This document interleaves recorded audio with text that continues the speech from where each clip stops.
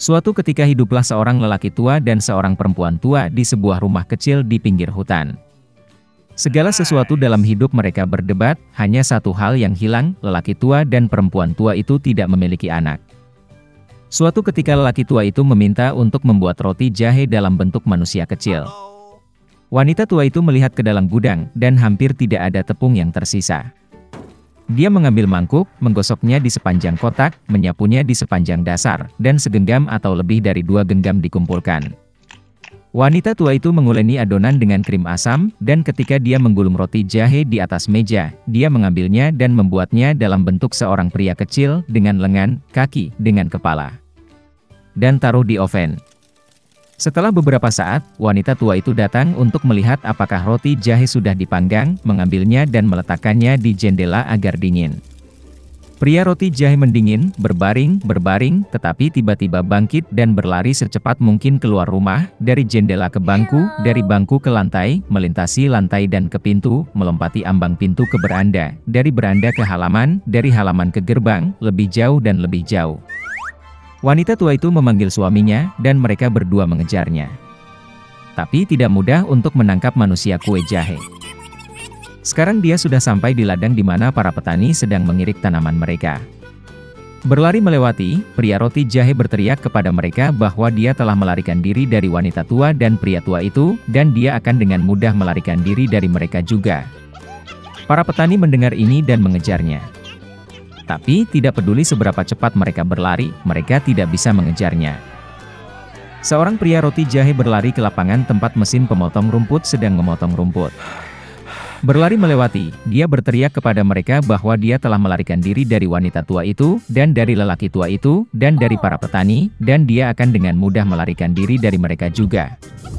Para pemotong rumput tidak tahan dengan ejekan seperti itu, semua orang bergegas mengejar si pembuat roti jahe.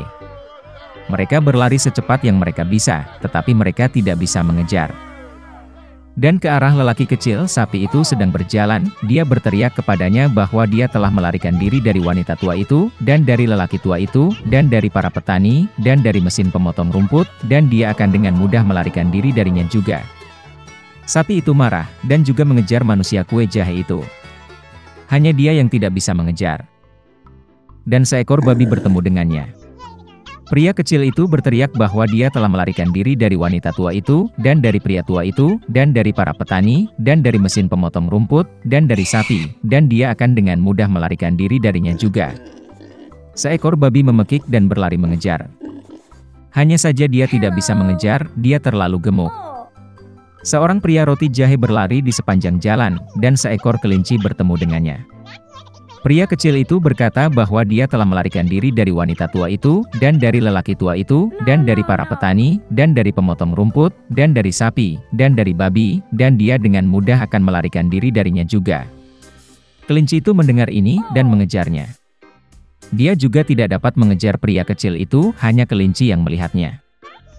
Seorang pria roti jahe berlari, dan seekor serigala bertemu dengannya, "Aku akan memakanmu," kata. Dan lelaki kecil itu menjawab bahwa dia telah melarikan diri dari perempuan tua, dan dari lelaki tua, dan dari para petani, dan dari pemotong rumput, dan dari sapi, dan dari babi, dan dari kelinci, dan dia akan dengan mudah melarikan diri darinya juga.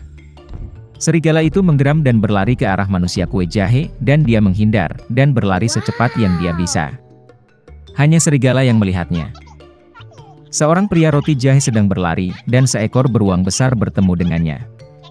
Pria kecilnya tidak takut, tetapi berteriak bahwa dia telah melarikan diri dari wanita tua itu, dan dari lelaki tua itu, dan dari para petani, dan dari mesin pemotong rumput, dan dari sapi, dan dari babi, dan dari kelinci, dan dari serigala, dan dia akan dengan mudah melarikan diri darinya juga.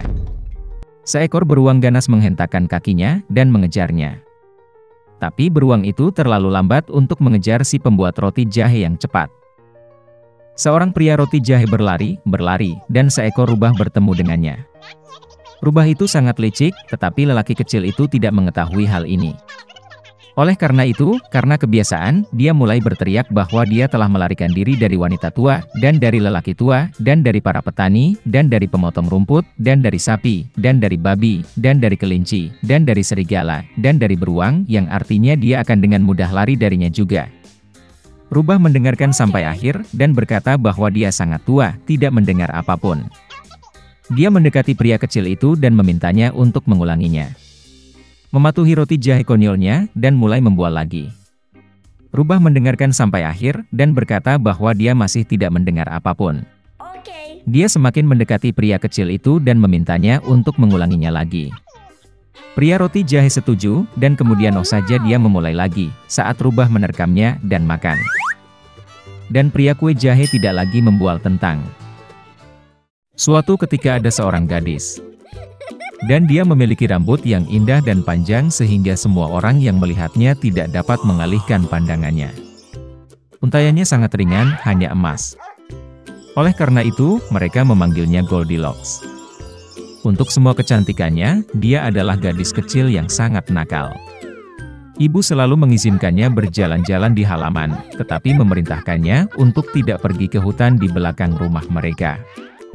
Goldilocks sangat tertarik untuk mengetahui apa yang ada di hutan itu. Jadi, sementara ibu tidak melihat, entah bagaimana dia meninggalkan rumah ke dalam hutan. Gadis itu berjalan lama di dalam hutan. Entah dia menemukan beri, lalu melihat bunga yang indah, lalu mendengarkan bagaimana burung berkicau. Jadi dia tersesat di hutan. Dan tiba-tiba dia melihat rumah yang tidak biasa di tempat terbuka. Goldilocks mendekatinya dengan tenang. Saya berjalan berkeliling, tetapi tidak melihat siapapun. Dia mengetuk pintu, tapi tidak ada yang menjawab. Kemudian dia mengetuk lebih keras, dan pintunya terbuka sendiri. Goldilocks masuk dengan hati-hati. 3 beruang tinggal di rumah itu. Seekor beruang adalah ayah besar dan berbulu lebat. Yang lainnya adalah induk beruang. Itu lebih kecil. Yang ketiga adalah seekor beruang kecil. Beruang tidak ada di rumah karena mereka berjalan-jalan di hutan. Gadis itu memasuki kamar dan melihat 3 mangkuk bubur di atas meja. Mangkuk pertama yang terbesar adalah ayah beruang. Mangkuk kedua yang lebih kecil adalah induk beruang, dan yang ketiga yang terkecil adalah anak beruang. Di dekat setiap mangkuk ada 1 sendok besar, sedang, dan kecil. Goldilocks sangat lapar sehingga dia pertama kali ingin makan dari mangkuk besar. Dia mengambil sendok terbesar, mengambil bubur, mencicipinya, tetapi buburnya terlalu panas. Kemudian dia mengambil sendok berukuran sedang, mengambil bubur, mencicipinya, tetapi buburnya terlalu dingin. Akhirnya dia mengambil sendok kecil dan mencicipi bubur dari mangkuk kecil. Bubur ini tidak panas atau dingin pas. Dan Goldilocks memakan semua bubur dari mangkuk kecil. Setelah makan, gadis itu ingin duduk, dan melihat 3 kursi di dekat kompor, 1 besar, yang lain lebih kecil, dan yang ketiga, sangat kecil, dengan bantal merah kecil. Pertama, dia mencoba naik ke kursi terbesar, tetapi tidak bisa. Kemudian gadis itu mencoba duduk di kursi tengah, tetapi sangat keras dan tidak nyaman. Akhirnya dia duduk di kursi terkecil, dan kursi itu tepat untuknya. Goldilocks sangat menyukai kursi itu sehingga dia mulai mengayunkannya. Kursi itu retak, patah, dan dia jatuh ke lantai. Gadis itu bangkit dan pergi ke ruangan lain.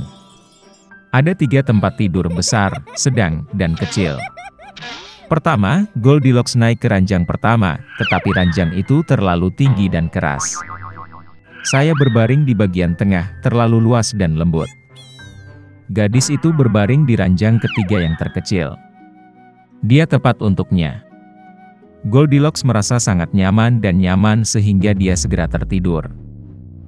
Gadis itu tertidur lelap ketika keluarga beruang kembali ke rumah. Beruang menjadi sangat lapar dan segera pergi ke meja. Melihat mangkuknya, Papa Bear sangat marah. Seseorang sedang memakan buburku. Dia menggeram. Ibu beruang juga melihat ke dalam mangkuknya dan menggeram pelan. Seseorang juga makan dari mangkukku.